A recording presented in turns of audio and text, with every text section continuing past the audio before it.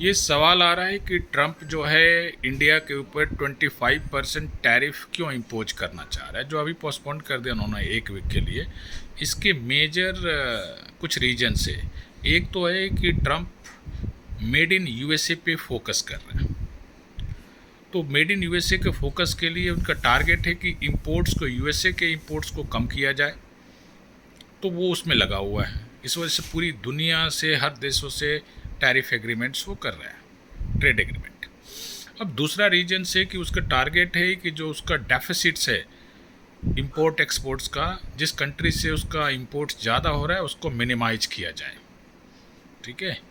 और तीसरा जो टारगेट है कि उसको पता है कि भाई हम पर्टिकुलरली इंडिया में, जहाँ के डिफेंस रिलेटेड गुड्स को इंडिया अभी इंटरेस्टेड नहीं है बाई करने का, तो इसको बाकी चीज़ों से प्रेशराइज किया जाए और ऑयल रिलेटेड इशू पे और रशिया के नाम पे जो सैंक्शंस है इंडिया को प्रेशराइज किया जाए।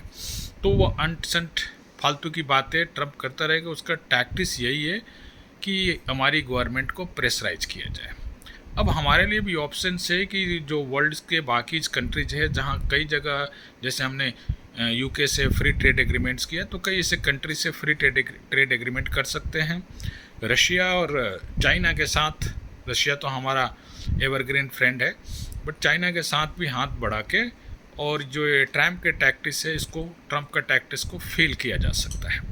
अब रही बात जो इंडिया में पॉलिटिक्स हो रही है, तो बाकी पब्लिक को पता नहीं है कि ट्रंप सभी वर्ल्ड के जितनी कंट्रीज़ है जहाँ पे उसका ट्रेड डेफिसिट्स है, मीन्स जो यूएसए ज़्यादा इंपोर्ट्स कर रहा है, उस कंट्रीज़ को वो टारगेट कर रहा है। लगभग 30-35 कंट्री हैं जहाँ 20 से 35% तक उसने टैरिफ लगा रखा है।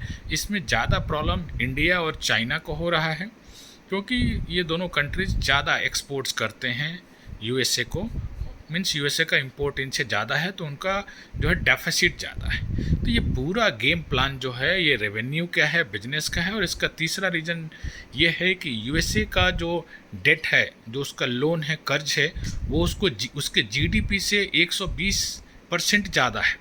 मतलब यूएसए एक खतरनाक पोजीशन पे है। जो डेड इकोनॉमी की वो बात कर रहा था इंडिया के बारे में, रशिया के बारे में, प्रैक्टिकली यूएस की जो इकनॉमी है वो डेड सिनारियो में है, बिकॉज उसका डेट जो है, उसकी कर्ज जो है, उसके जीडीपी से 120% ज़्यादा हो गया है।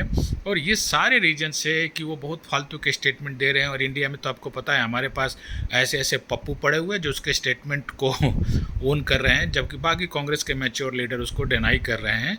जय हिंद, जय भारत।